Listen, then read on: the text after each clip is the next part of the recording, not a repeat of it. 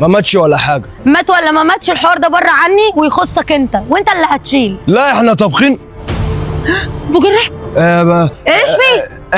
احكي له خبريه شو انا ما كانش ينفع اموت وانا ليا حق، ولو مت هيقولوا خد حقه. عشان كده ربنا كتب ليا الحياة وارجع واشوفك من تاني. بس بدي اخبرك على شيء. كفاية بقى كده، كفاية. محدش هيحميك مني. طب اسمع بقى الكلمتين دول، انا اصلا الحوار ده ما كانش جاي معايا من الاول، هي اللي حطتني في الحوار ده. ده كذاب، هو اللي هي حطني معاك فيه. اهي. السلام عليكم. ما تصدقوش. محدش هيحميك من يد البطاش. انا نازل البلد دي عشان اكل عيش، واكل عيش راح. ما عنديش حاجة ابقى عليه، وانت قدام اهو، مش هرحمك. وانا مش هلبسها لوحدي، وريني هتعمل ايه. بس مش فيا لوحدي، فينا كلنا.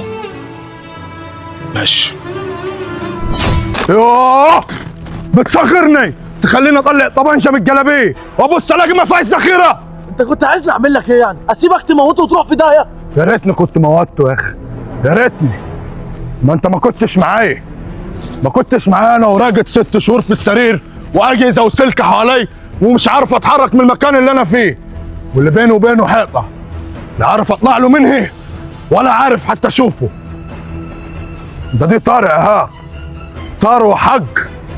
ما انا كنت في معاشي وساكت، المشكله هي اللي جات لحد عندي. يا احمد بطل اللي انت بتقوله ده، اللي انت فيه ده جهل.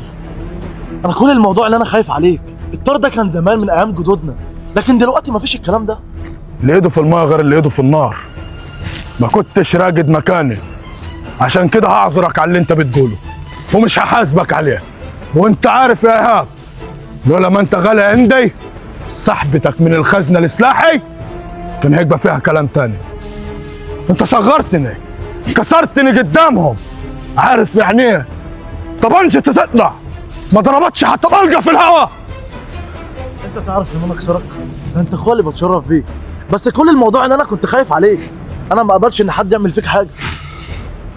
بص يا صاحبي، لا كلامك ولا مواعظك هتغيرني، وهيفضل مخي راجعي، ومش هنام على فرشة غير لما اخد حقي.